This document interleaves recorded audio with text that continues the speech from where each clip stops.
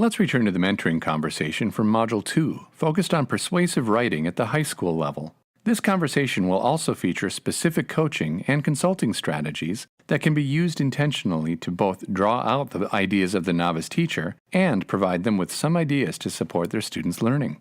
The conversation will feature how a mentor frames the conversation and uses coaching strategies and consulting strategies to support a novice teacher during a learning-focused conversation.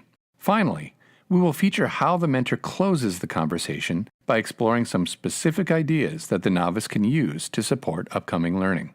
You'll notice that a mentoring conversation doesn't need to last for a long time. If well structured, you can have a powerful conversation with a novice in 10 to 15 minutes.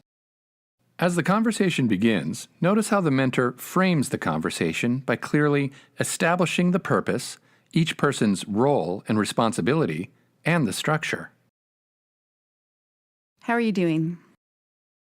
Pretty good. It's a bit crazy right now. Well, let's see what we can do to make it more sane.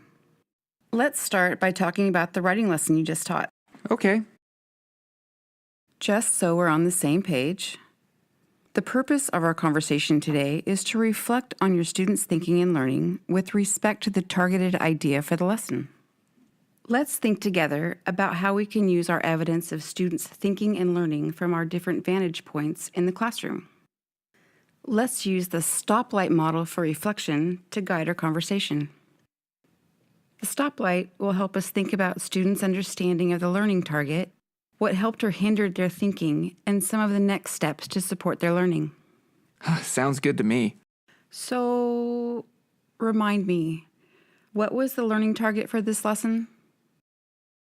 I wanted students to understand that authors with different opinions about a topic sometimes use the same evidence to back up their claims.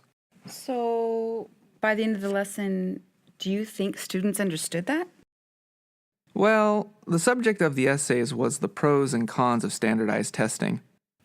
I think some students had a hard time letting go of their opinions about testing, to the point that they could only criticize the author they didn't agree with, instead of examining the two pieces more objectively.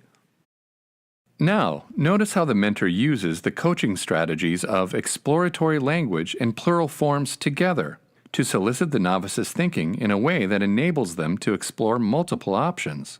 Notice how these strategies encourage the novice's talk. What do you think were some of the reasons students couldn't look at the piece objectively? I think the subject matter of using state testing to evaluate students just hit too close to home since they just went through testing last month. How did it hit close to home? I think those recent tests might be too fresh. There might be some frustration from the students towards the idea of standardized testing. So the students are unhappy about the testing, and for many, the idea of using their scores as a way to evaluate them is unacceptable. In reading their responses to the piece, they do seem pretty unhappy. What were some things that helped or hindered students' understanding of the targeted idea? Well, maybe the question I asked was a little too open-ended. And how do you know? A lot of the students' responses never talked about the author's opinions and how these opinions related to the data.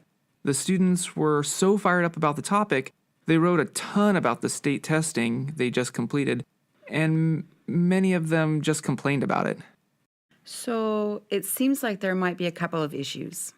On the one hand, students didn't use evidence to defend or refute the author's claims, and on the other hand, the recent state testing was still too fresh on their minds.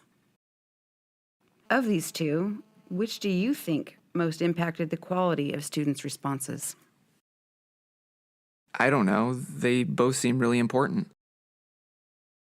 Let's revisit the learning target for the lesson. What are some of the things students should include in their written arguments to show that they can consider how two different authors can use the same data to support two very different opinions? Well, I want the students to look at the data as used by the author so they can explain how each author used the data to back up an argument. Watch what happens next when the mentor asks a coaching question. The novice doesn't have prior experience to draw from, so the mentor shifts to a consulting stance and uses the strategies of menu of options and think aloud to give the novice some ideas about what to do next and the flexibility to determine which idea might work well with their instruction. Okay, what are some things you could have the students do to use that data? I have no idea. Well, some things that I've done in the past that have worked are dividing the class so different groups focus on just one author's ideas, having the students identify the specific data that supports each author's argument and explain how each author uses the data to their advantage, or developing a rubric that the students can reference and apply as they read through each opinion and write their responses.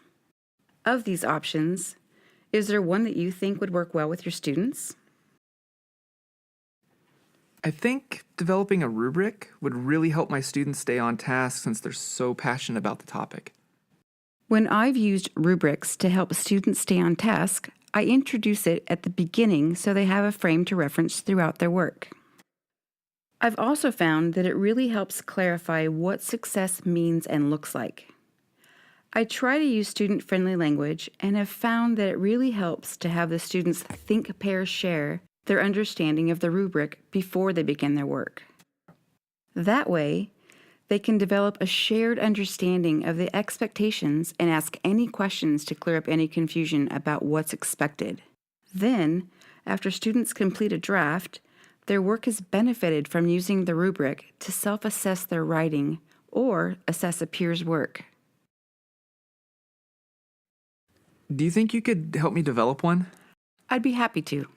Thanks. So, tell me about your students' understanding and what you're going to try next to support their learning. Well, we've decided that students didn't develop their understanding of the targeted idea like we'd hoped. So we're going to try to co-develop a rubric that will help students understand the task, its expectations, and what successful responses look like. I'm going to use this rubric to introduce the task as a self and peer assessment tool.